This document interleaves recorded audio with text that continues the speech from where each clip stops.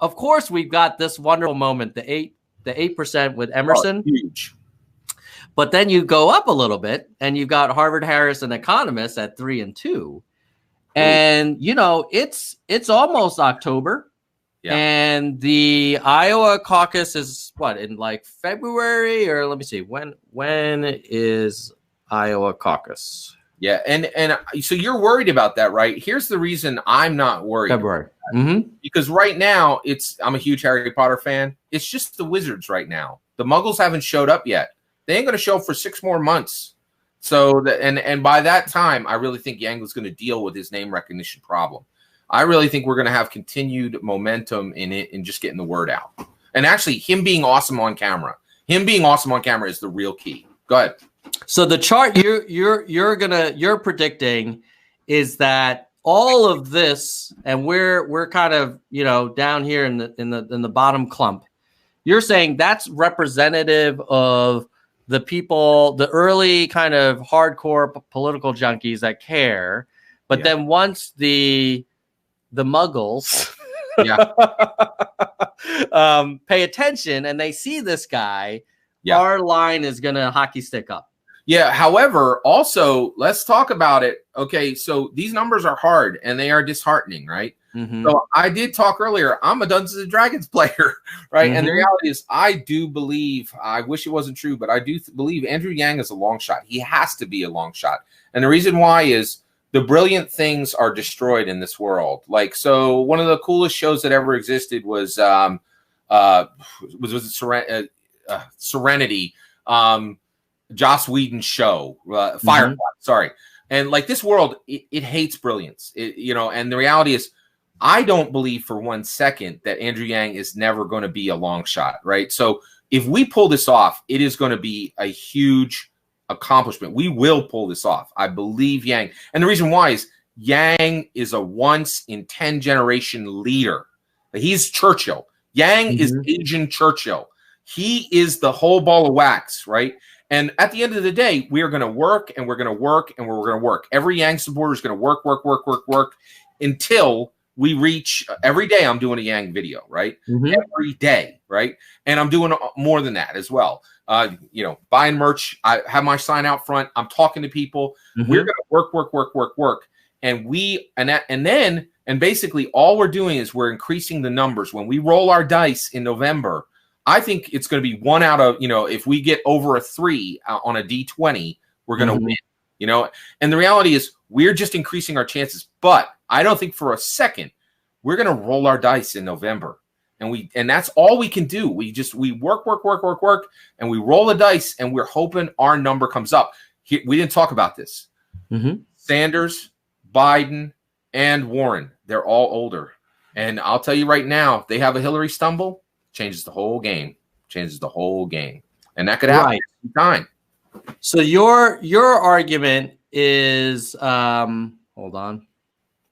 Your argument is that the people in front of us, Biden, Warren, and Sanders, you think at least one of them is going to have a moment where people are going to be concerned about their fitness for running for president? Absolutely. Biden's already had it. The other thing is, what explains these numbers, right? Well, I'll tell you, people are used to voting for politicians. And we've only had one non-politician president in memory, and that's Trump. And also, people, frankly, a lot of people are like, hey, from a monetary perspective, that worked out pretty good, And so the reality is there's a huge amount of American history momentum. Biden and Warren and Sanders are there because people are like, oh, well, politics, I should vote for a politician. And we are in the Yang camp are just working so hard to say, no, if you want a great political leader, do not ever again elect a politician. Yep. Yet the party's leading candidate now has been in politics for like 40 years. But again, that comes from 240 years of American history, and that's one of the reasons. I don't kind of shy away from this for a second. We're on the underdog side.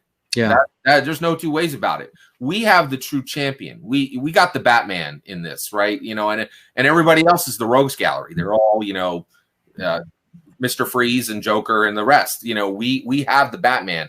But it's hard to see. People are very used to voting for politicians and thinking, and from a logical perspective, that's the other thing is Yang. That's another tough sell on Yang. He's completely non-intuitive. I believe like we have an incredibly complex world, and the gold of this world is in the non-intuitive, and Yang's the gold. So my analogy would be, obviously, I think he's the best candidate for the general and for the country. But I also worry that, when companies hire people, it's very easy to hire the traditional job candidate. Like, they went to this school. They graduate with honors. They did this major. Oh, and I know someone who went to, boarding school with him and all this stuff.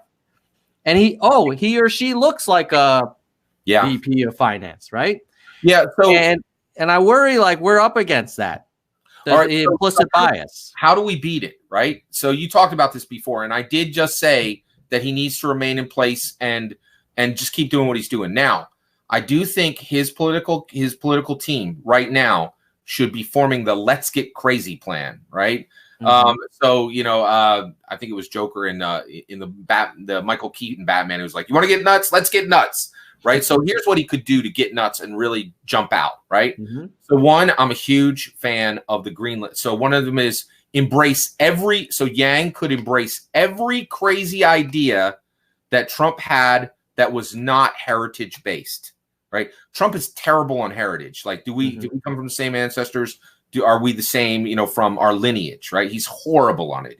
Just terrible, right? But he has a lot of other ideas which are not that crazy. I'm a huge fan of buying Greenland. I think this is massive, right? So one of the things that Yang could do is he could say, okay, we're going to buy Greenland and steal Trump's idea from him, right? The other one is Mars. I'm a huge fan of Mars. Andrew Yang could say, if I get elected, we will have 8 people starting the colony on Mars within my first 4 years. We're going to put a colony on the moon. We're going to go to Mars. We're going to build mass drivers in Ohio. Like I'm going to spend billions. I'm going to spend multiple billions. America will plant flag on Mars for a new colony. That's a let's get nuts plan. The buy Greenland plan. And if you go onto my channel, you will find no less than half a dozen to a dozen let's get nuts plans. He should have those in a folder, and if it's clear that nothing's working, bust them out.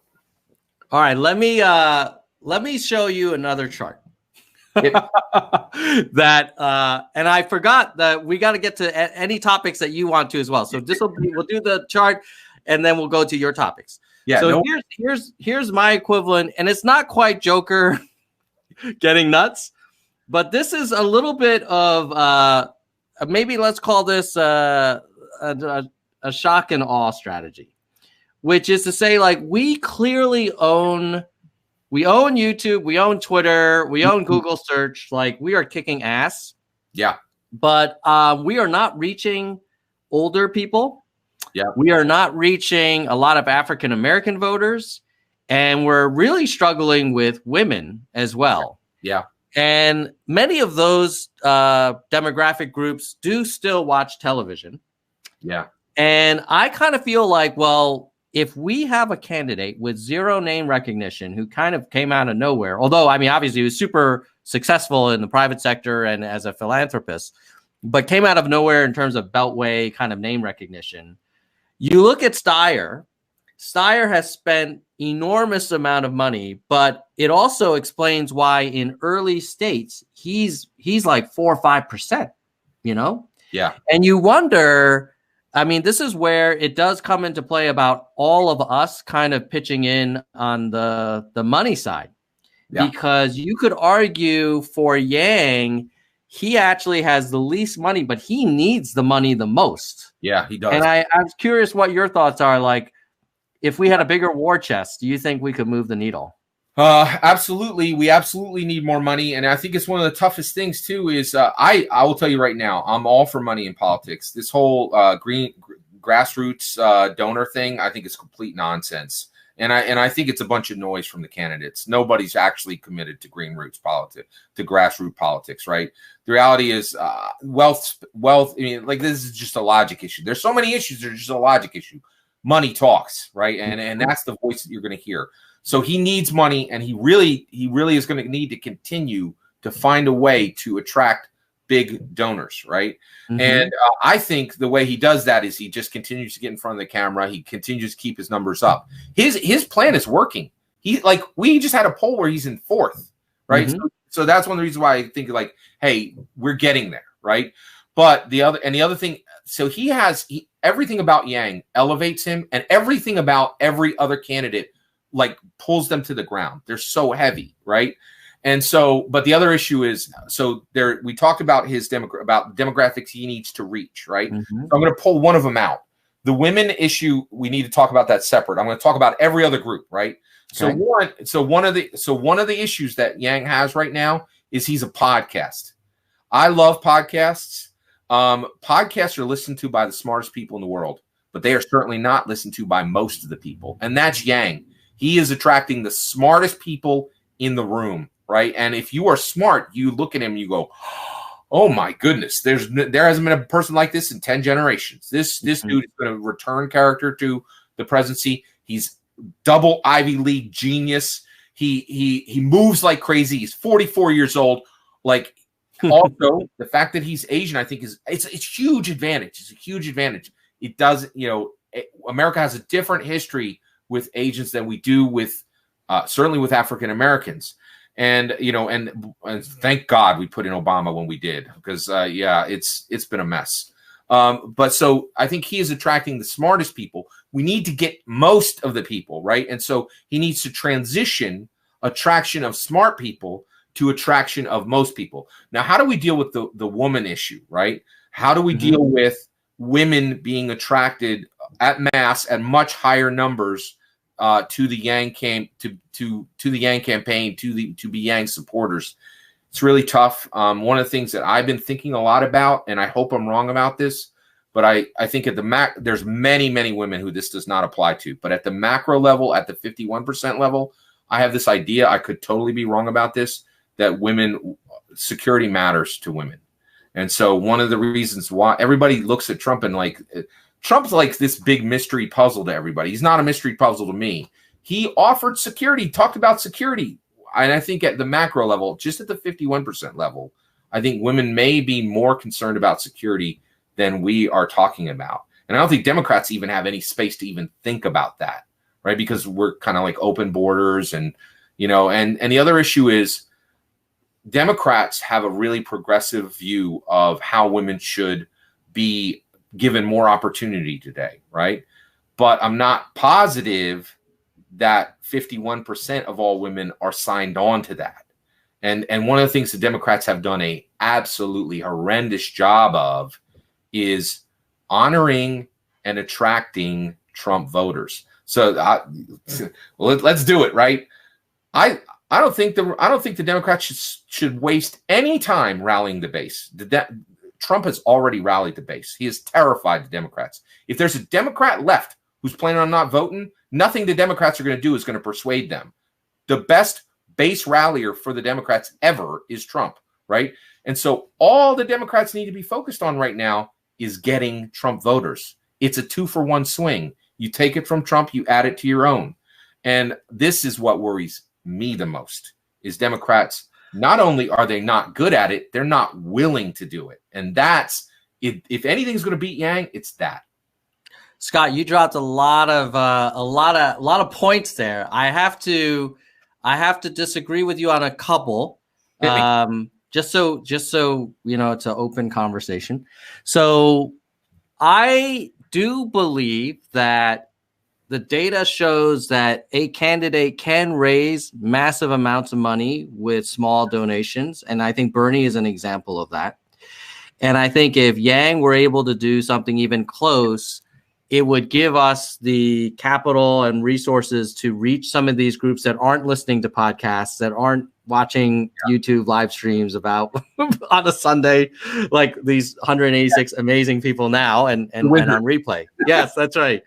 So, but I mean, let's at least, would we agree? I think your point is you're not convinced about the source of the money, and you think like, hey, corporate money is just like big money is always going to be part of it. But would you agree that Yang needs more and we need to deploy it more? Or do you think we can get away with just the organic content and his efforts so far? I'll make it clear. I want him to have $20,000 a plate fundraisers. I see what you mean. Right. That's nonsense. I don't care about, Sally in Minnesota giving $20. Let's get with the big donors. Let's do it, man. Right. Hollywood should be bringing them in. We should be I want 20 grand a plate fundraisers. And the reason why is I want to win. I'm not right now. Right and should is a luxury. It's about what's going to work. And we need that do-re-mi. And the way you get that is with big donors. So go get them. Go back to Silicon Valley. Go to Hollywood. Get it. Okay. I would love for him to raise most of his money from small donors so he doesn't feel beholden to some of these power players. But at the end of the day, I want him to win. Yeah. And if he needs more money to buy airtime, to get more people to know about him, and he has to do more of these dinners, like that may be kind of like, don't hate the player, hate the game kind of thing.